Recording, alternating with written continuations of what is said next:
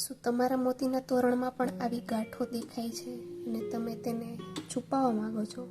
તો આજે હું તમને શીખવાડીશ મોતીના તોરણમાં ગાંઠ વાળવાની રીત.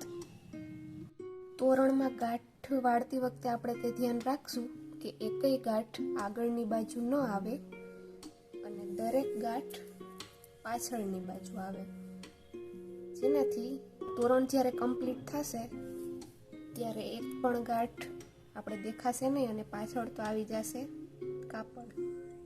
દોરાની લંબાઈ જ્યારે એટલી વધે ત્યારે સૌપ્રથમ આપણે ત્રાસા 3 મોતીમાંથી સોય કાઢશું.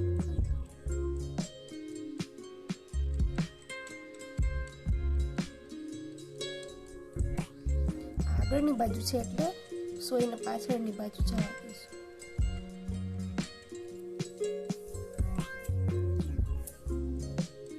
હવે આ દોરાને રહેવા દેશું ને અહીંથી કટ કરશું.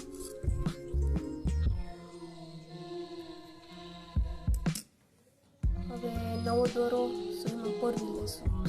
નવો દોરો પોરવી લીધો છે. દોરાની લંબાઈ આપણી અનુકૂળતા મુજબ રાખશું. હવે આ દોરાના છેડાને આની આરે ગાંઠ વાળશું.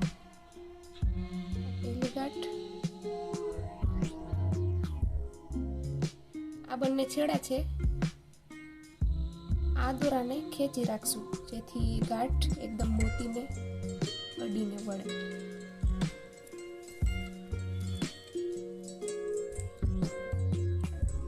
એક ગાંઠ વળી ગઈ છે, હવે બીજી ગાંઠ વાળશું.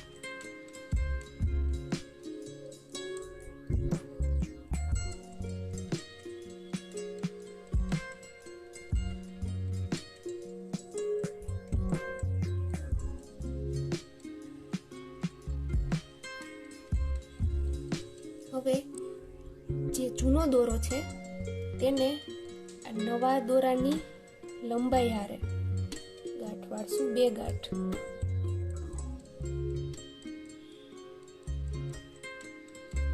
આ નવા દોરાનો છેડો છે પણ આ આપણે કાપી નાખવામાં આવશે. આ જે લાંબો છે એની હારે 2 ગાંઠ વાળશું.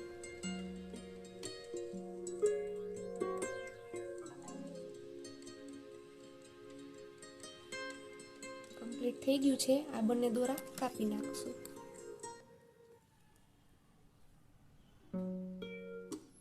હવે આપણે ફરીથી દોરાને રેડ મોતી પાસે સુધી લઈ જવાનું છે. એટલે હવે ગાંઠ અહીંયા વાળી છે, સોયને ત્રાસું આ 2 મોતીમાંથી કાઢશું.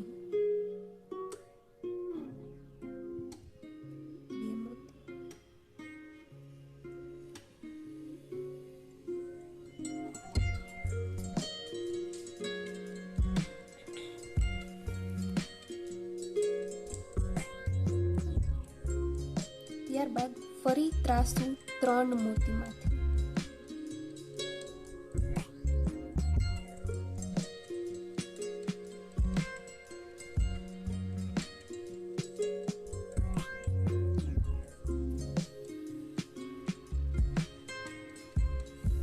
હવે આ બાજુ 2 મોતીમાંથી, એટલે આપણે રેડ મોતીએ પહોંચી જશું.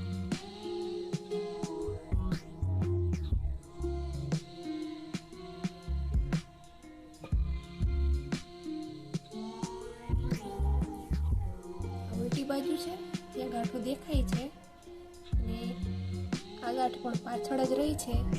આગળથી જરાય પણ ખબર નહીં પડે કે અહીં ગાંઠ વારેલી છે. આ આગળની બાજુ છે અને હવે અહીંથી આપણે આપણા તોરણને ફરીથી ચાલુ કરી શકશું. ગાંઠ વાળવાની આ રીતથી તમારું તોરણ પણ એકદમ ફિનિશિંગ વાળું બનશે. તો આવી જ અવનવી ટ્રીક શીખવા માટે મારું ચેનલ સબસ્ક્રાઈબ કરો અને વિડીયોને લાઈક કરો.